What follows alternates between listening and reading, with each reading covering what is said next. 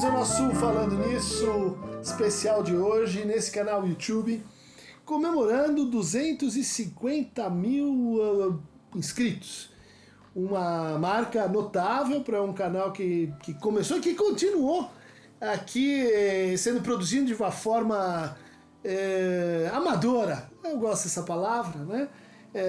Bully, Júlia Bulhões, Marina, Helena, Marco, Carol, todo mundo aí da banda que até hoje tem acompanhado aqui o canal, cada um dando a sua ajuda, o Jack com as suas invenções geniais, né? É um canal, vou lembrar, né, um pouco os princípios aqui da brincadeira. Te recebe perguntas e responde de forma não roteirizada. Eu sei que muita gente vai dizer assim, não, mas essa bibliografia, aquela outra, apareceram coisas. De fato, não é um espaço para que, vamos dizer assim, eu tenha que pensar mais uma aula, mais um levantamento bibliográfico. A gente faz alguns apontamentos desse tipo, mas é principalmente um espaço de encontro não roteirizado, portanto eu vou falando aquilo que aparece a partir da pergunta. É um Falando Nisso especial porque, como vocês estão vendo, a Barba se foi. E ela se foi por um motivo nobre, um motivo acadêmico maior, um motivo que nem Rafael, em toda a sua glória, poderia pintar na sua escola de Atenas, onde estava lá o Everton, onde estava lá Breno Lopes e o campeonato da Libertadores. Agora temos 2 Libertadores. A Barba foi removida como a promessa foi feita aqui. Agora vamos usar outra Barba, né? Porque temos outros campeonatos, o Mundial e etc. Bom, mas fecha a brincadeira verde. Queria anunciar também para vocês a aparição aí do podcast Falando Daquilo. Um podcast então produzido pelo Bully, junto com, para aqueles que querem ver, na verdade ouvir, o podcast relativo aos Falando Nisso, procurem, está lá no Spotify também, Falando Nisso mesmo, né?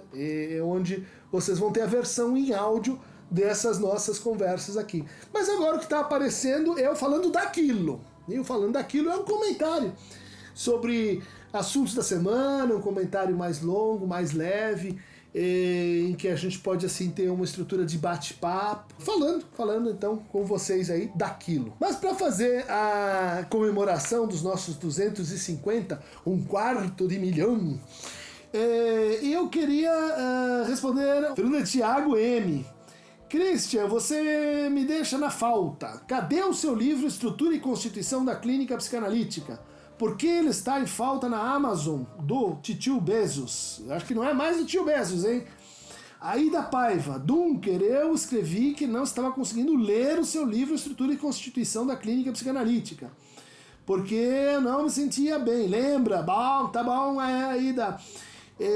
A parte do fogo. Por favor, Christian, publique novamente seu livro esgotado, Estrutura e Constituição da Clínica Psicanalítica, porque até na estante virtual não se encontra. Simone Simões, professor, como faço para conseguir comprar uma cópia desse livro Estrutura e Constituição da Clínica Psicanalítica? Estou no 4º ano de psicologia precisando muito. Bom, todos aí vocês que fizeram esse pedido, esse apontamento, aqui está, apareceu então pela editora Zagodoni, no contexto dessa coleção, Ato Psicanalítico, que estava na Ana Bloom e agora veio para a Zagodoni, e a Zagodoni está publicando então gradualmente todos os volumes. Vai vir um volume sobre a pele como litoral, que a gente fez aí com o pessoal, é um livro bem procurado. Outro livro que a gente fez sobre construção de casos clínicos, e agora apareceu o Jabuti, o livro pelo menos mais gordo que eu já escrevi. Dizem que como autor, né?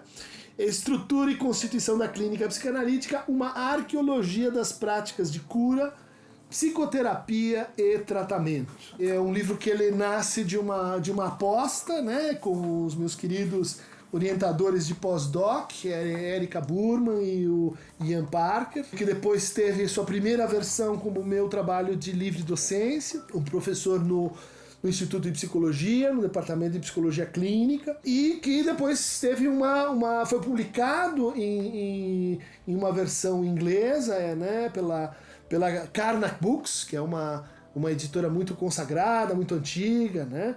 E agora passou para Routledge. Então a edição desse livro em inglês vocês vão encontrar agora na Routledge.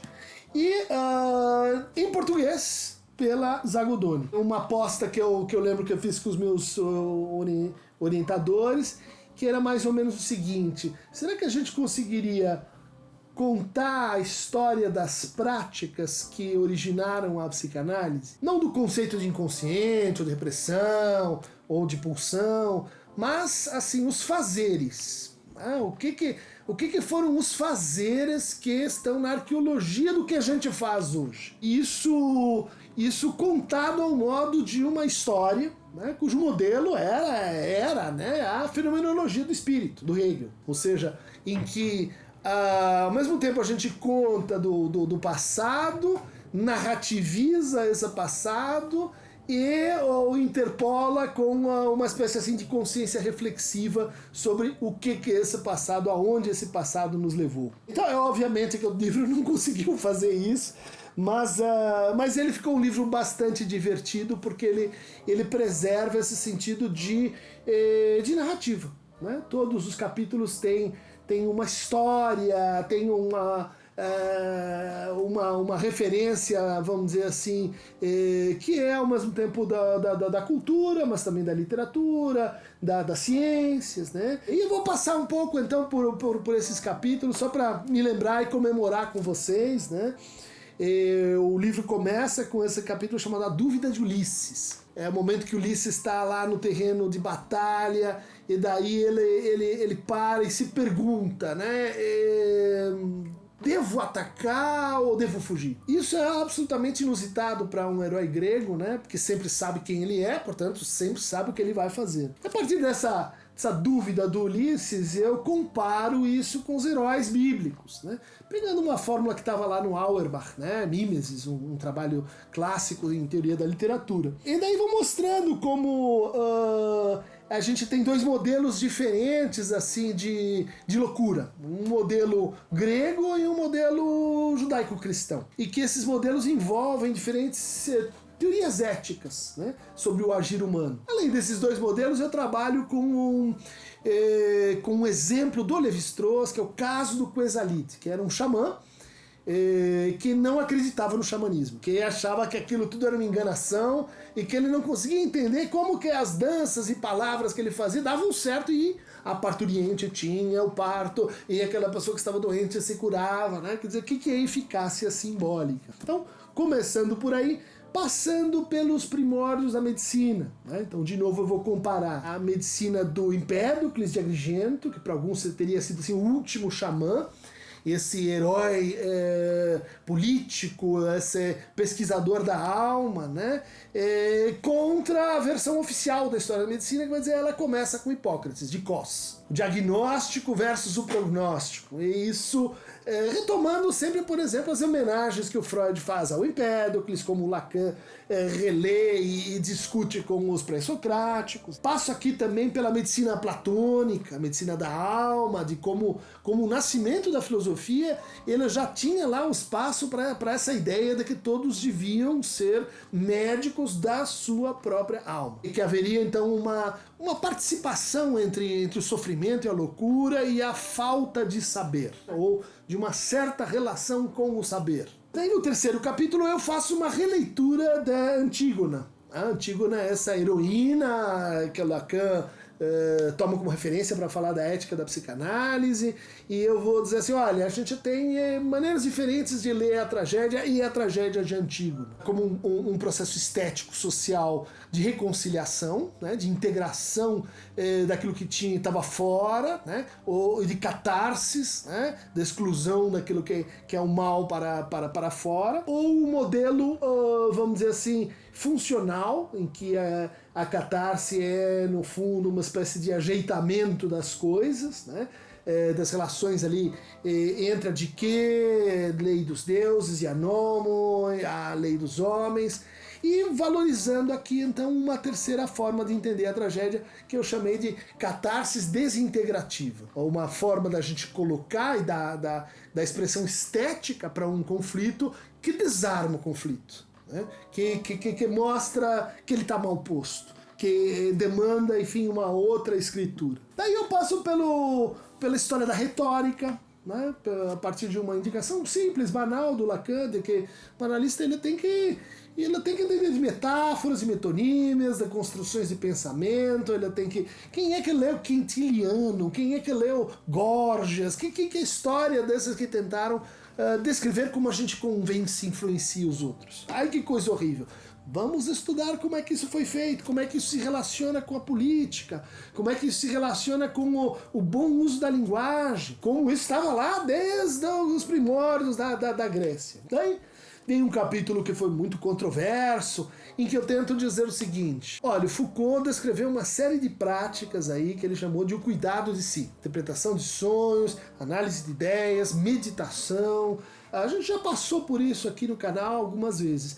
A minha hipótese é de que a gente poderia então falar da psicanálise como a herdeira do cuidado de si, né, dessas práticas. E o cuidado de si pode ser pensado então aí como uma imbricação com uma atitude política, com uma atitude de renunciar a exercer o poder, né? Essa atitude que apareceu na pergunta do Alcebiades, né? Eu quero mandar, quero ser político. E o Sócrates diz, então Epimeleia rotou, então cuida da tua própria alma. Daí a gente vai para a filosofia, eu passo pelos 3 ou 4 momentos aí da filosofia moderna, então o nascimento do sujeito, com o Montaigne, então problema antropológico, né, da diversidade do eu, de como o Descartes responde a Montaigne. E aí temos, enfim, eu aproveitei para apresentar a teoria dos discursos do Lacan, a partir do Montaigne, apresentar a teoria do ato analítico a partir do Descartes, né, e o problema do sujeito em psicanálise. Há um desenvolvimento aqui sobre o estatuto científico da psicanálise, por que a psicanálise, ela, vista de um ponto de vista, é uma ciência, vista de outro ponto de vista, não é. Como é que ela, no fundo, recoloca a pergunta sobre o que é fazer ciência, né? Então isso recolocado lá na discussão histórica do nascimento da ciência moderna, como Lacan e Freud vão se relacionar com isso. Daí vem um capítulo sobre Kant e o patológico. Um pouco assim, uma espécie de resumo, de marcação concentrada de como nasceu, né, a diagnóstica contemporânea. No fundo, ela é muito descendente do Kant, né? Krafft Ebing, Kraepelin, Meyer-Gross, Bleuler,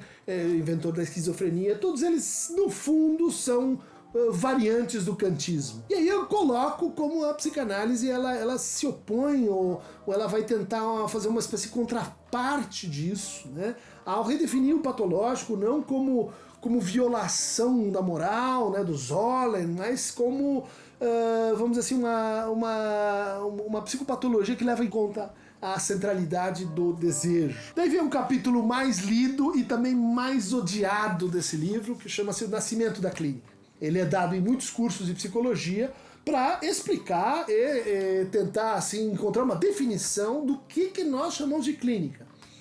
Num certo sentido, o que nós temos que ver com a medicina, com a nutrição, com a fonoaudiologia, com outras práticas que são assim práticas que levam em conta e se fundamentam no método clínico. Então a gente tem a psicanálise como uma experiência de cura, isso tem que ver lá com os antigos, e a gente tem a psicanálise como um exercício de um método, né? Ele é um caso particular do método clínico, e aí eu tento mostrar, né, como Freud, como a psicanálise, ela subverteu cada um dos elementos da estrutura elementar da clínica. A estrutura formada pela semiologia, né, quer dizer, pelos signos que determinam aquela forma, tipo de clínica, pela diagnóstica, pela etiologia, ou seja, a teoria das causas, e pela terapêutica, né, de como a gente deve agir com um fundamento clínico, né, a partir desses 3 pilares, né, semiologia, diagnóstica e etiologia. Mas isso eu conto a partir então do encontro entre o personagem do cirurgião barbeiro, errante, meio palhaço, que vivia de arrancar dentes e consertar assim o que dava nas pessoas, e como esse personagem se encontrou com um professor, né, de anatomia, de fisiologia, se encontrou num lugar específico, que é o hospital. Então esse capítulo é uma história do hospital, esse capítulo é uma história do nascimento da clínica moderna, né, e do corte epistemológico com a teoria das constituições, né, do Galeno, da antiguidade, terra, fogo, água e ar, e como a gente tem uma relação aí de origem entre psicanálise e psiquiatria e psicopatologia, tentando separar um pouco psiquiatria e psicopatologia, coisa que muita gente assim junta e põe no mesmo pacote. Psicopatologia tem que ver com literatura, com antropologia, tem que ver com sociologia, tem que ver com linguagem, né? Ela é muito maior do que o campo da psicologia, da psiquiatria e da psicanálise, mas isso ficou assim um pouco esquecido. O capítulo seguinte é também um capítulo amaldiçoado, onde eu tento mostrar por que a psicanálise é uma experiência dialética. Ou seja, o que Hegel tem que ver com o que a gente faz, né?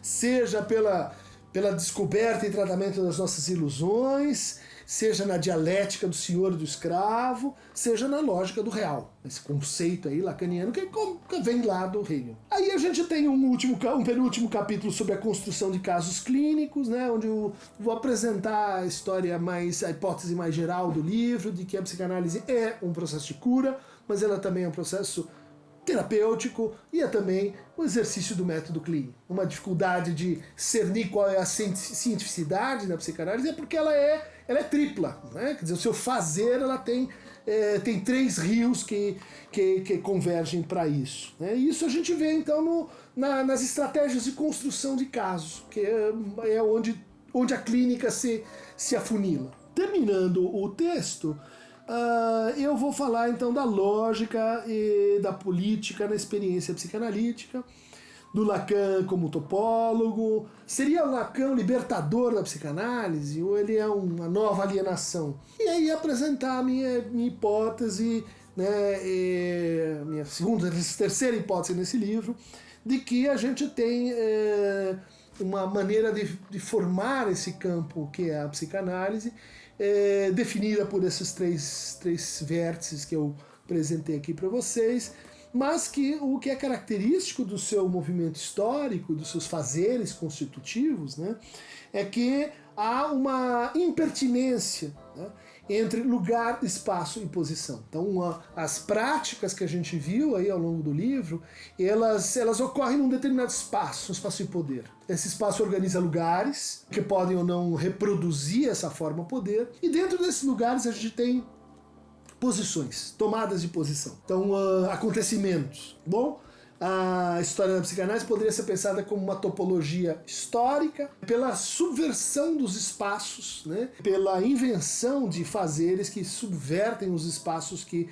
os tornaram possíveis. A psicanálise nasce da medicina, mas ela subverte a medicina. A psicanálise vem da retórica, mas ela não é um exercício retórico.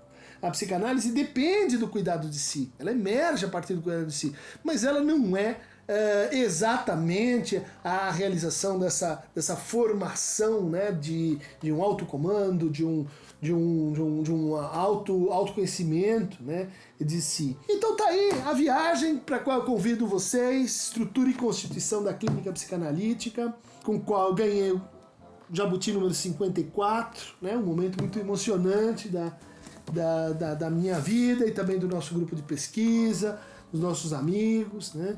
E convido vocês mais uma vez, lembrando, né, para o nosso podcast Falando Daquilo, que vai estar disponível no Spotify, e para a versão em podcast dos nossos Falando Nisso, se chama Falando Nisso mesmo. Já que chegamos a 250 mil inscritos, vou fazer aqui uma coisa que eu raramente lembro de fazer, apesar do Bully dizer faça isso, porque ajuda o canal, que é inscreva-se no canal. E tem uma história do sino, né? Se você quiser, você pode pôr também um sino. Eu não sei direito o que é isso, mas parece que é bom se você põe o sino. Então põe o sino, inscreve no canal, curta e compartilhe, né?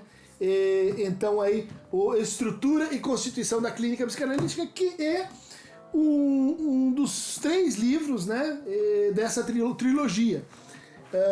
Estrutura e Constituição, essa Mapa Mundi. Mal-Estar, Sofrimento e Sintoma é a versão nacional, é a versão made in Brasil desse livro aqui. E eu não achei, mas tem o Reinvenção da Intimidade, Políticas do Sofrimento Cotidiano, pela UBU, que forma essa trilogia. São 3 livros que são juntos, andam juntos, né? Tem uma outra trilogia, que é a trilogia sobre Lacan, especificamente, que é o livro sobre a psicose na criança, Cálculo Neurótico do Gozo, e o livro, que eu também não achei, chamado Por que Lacan? Né? Se você quer, então, ter uma ideia aí geral do que a gente fez, aqui a versão em inglês, né? The Constitution of the Psychoanalytic Clinic, a History of its Structure and Power. Tem esse livro que eu gosto muito, Análise Psicanalítica de Discursos, que eu escrevi com a querida Clarice Paulon e com José Milán, Guillermo Milán Ramos, El Boludo Más Querido que Hay. Esses 2 livros, o pessoal comenta muito bem deles, é Discurso Semblante e Litorais do Patológico. São 2 livros da Universos, né, uma editora pequena, menos conhecida, sobre os seminários 16 e 17. Tem esse livro da Contracorrente, que saiu esse ano, que eu gosto muito, Paixão da Ignorância, que é o meu debate aí com a educação. Junto com a Ana Lucília, querida Ana Lucília Rodrigues, a gente fez esse box, na verdade são 8 volumes, Cinema e Psicanálise, né? Isso tá aí, a gente já fez alguns vídeos sobre esse material, né? O nosso best-seller, vendemos mais de 40 mil exemplares, eu queria agradecer a todos vocês, realmente isso foi uma surpresa total aqui para a galera, caiu a arquibancada geral. Christian Dunker, Cláudio Tebas, o Palhaço e o Psicanalista. É um livro sobre escuta para todos. Quem quiser um pouco de escuta. E esse livro eu vou mencionar porque ele é muito querido. Um livro que eu fiz com o meu amigo José Luiz Aidar, né? Chama Zizek Crítico. Né? É um livro que eu organizei. Então aí tem mais, sei lá, um tanto de livros que pus um capítulo, organizei. Mas esse foi o primeiro livro sobre Slavoj Žižek no Brasil. Então tem um carinho assim todo especial por ele. Tudo bem, gente? Todas as referências desses livros vocês vão encontrar aqui na aba do canal, que é quando você clica onde mesmo, Bully? Inscrição. Na inscrição. Descrição. Não confundir descrição com inscrição. Pode clicar, né? Pode ser, inscrição é boa também. Isso, faz inscrição e daí vai em descrição. E você poderá adquirir todos esses volumes por módicos preços e em oferta e etc. Hoje eu fiz o meu balangandã aqui. Então é isso, gente. Hoje o Queronta foi longe. Navegamos pelo Vestige para sua fonte primordial. Quase chegamos no reino de Plutão e... como chamava a esposa de Plutão? Perséfone. Perséfone que vivia uma parte do tempo em cima da Terra e outra parte do tempo embaixo da Terra. Gente, até a próxima. Aperte aqui no Aqueronta Movebo e segue o rio, segue o barco.